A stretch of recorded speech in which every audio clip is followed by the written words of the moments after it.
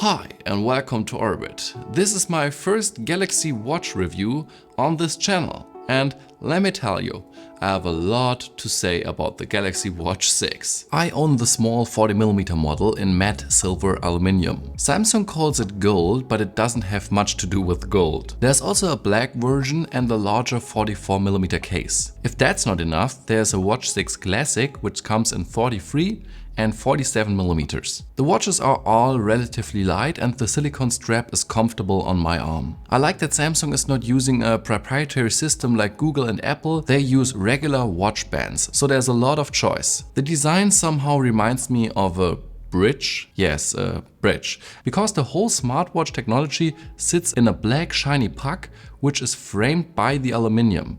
It's minimalist yet sporty. There's no digital crown. You scroll through the menus when you run your finger around the display like there is a lynette. I don't think it's better than a digital crown, but it's a good idea and the implementation works. The watch is water resistant for 30 minutes by 1.5 meters depth, so submersion is okay, but I would avoid swimming. The biggest visual improvement over previous Galaxy watches and almost all other smartwatches is the display. It has super thin bezels that look very sexy. Thanks to the OLED technology, black levels are perfectly black and therefore the watch does not shine unpleasant if you are in the dark. However, it really shines when you are outside because it can get up to 2000 nits bright. That is as much as the Apple Watch Ultra and super impressive. I also appreciate that the display glass is protected by sapphire glass that's super scratch resistant. But sadly, all of my praises end here, and now there are a lot of cons with the Galaxy Watch 6,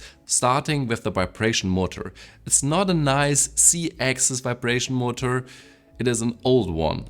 A one that makes a bzz bzz every time a message appears. The selection of pre-installed watch faces has improved a lot. There are some fancy ones and you can customize them all in terms of color and functionality. However, there are also some that are very silly. I personally would not buy an insurance from a guy with a watch face like that. The watch runs Android Wear 4.0, but Samsung changed the look and the structure so much that it could be a completely new software. At the top there are the quick settings such as flight mode, sleep mode, a flashlight and the option to let your smartphone ring if you have misplaced it. To the right of the watch face there are widgets: weather, fitness, appointments, timer, music control, things like that. I think it's a shame that you can't swipe from both sides to the widgets like on the Pixel Watch, because it means that it takes really long to get to the last widget. Samsung has all the messages on the left side of the watch face. They are sorted so-so, especially if there are several ones from one app.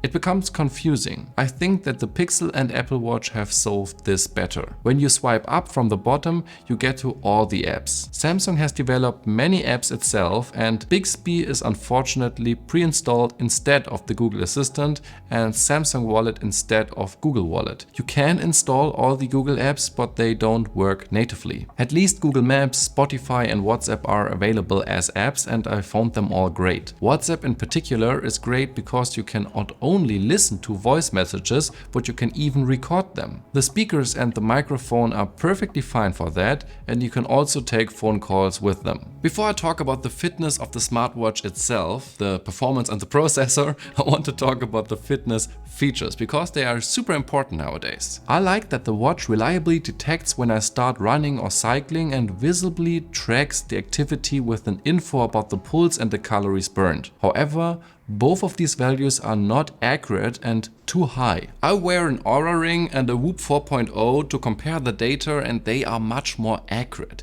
The Galaxy Watch always overestimates the calories, which is nice and motivating when you look at it, but maybe you eat more because of it and then you gain weight, but you wanted to lose weight, and that's counterproductive. There are sensors for everything. Skin temperature, pulse, blood oxygen, an ECG and even blood pressure monitor.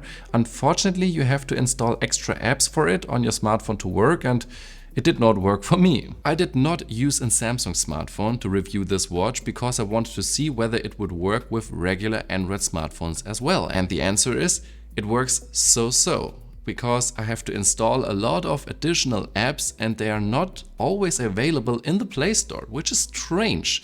And then there is the sleep tracking. I monitor my sleep every night with 4 different devices, and therefore I have plenty of comparison values to the Galaxy Watch 6 that I'm not particularly satisfied. It barely detects deep sleep and mostly counts it as REM sleep. The YouTube channel The Quantified Scientist even compared it to a real sleep lab tech and was also disappointed with the accuracy. Also, the Watch 6 uses about 15% battery per night, which is quite a lot. And now I want to talk more about the performance and the processor. It's an Exynos V930 and the previous generation had a V920 and now it has 2 GB of RAM and before it had 1.5 GB of RAM. So as you can tell, it's not a huge upgrade. I had some loading pauses and stutters, and it should not be this way in a 2023 smartwatch. Even the Pixel Watch runs smoother, although it has the significantly older processor. The comparison with an Apple Watch is unnecessary because there are years between it. Especially when I wake up the Galaxy Watch 6, it oftentimes does not respond and takes a short moment to collect itself. However, the processor is supposed to be more efficient, and because the battery is bigger, I hoped for a great battery life. Well, yes and no. I always got through a whole day with 20 to 40% of battery left at the evening. As a reminder, this is the small model and the larger ones last a bit longer. All in all, this is not a bad value, but not quite on the level I hoped for. Unlike 99% of other smartwatches, you can charge the Galaxy Watch on a wireless charging pad or even the back of your smartphone if it supports reverse wireless charging. This is extremely convenient and should be the standard everywhere. I don't really need the official charger, it's just a bit faster. 1.5 hours from 0 to 100%. Conclusion. You can maybe already tell, but I was not always impressed with the Galaxy Watch 6. I did like the design, the display and the price. It's 319 euros here in Europe, which is quite affordable and way cheaper than the competition. But I did not like the performance, the battery life, the whole Samsung app situation and the fitness features. If you want a better fitness device, get a Withings watch or a Whoop, they are way better. But if you want a better smartwatch, wait for the Pixel Watch 2. I will do a review on that one, so please consider subscribing and I'll see you then. Bye.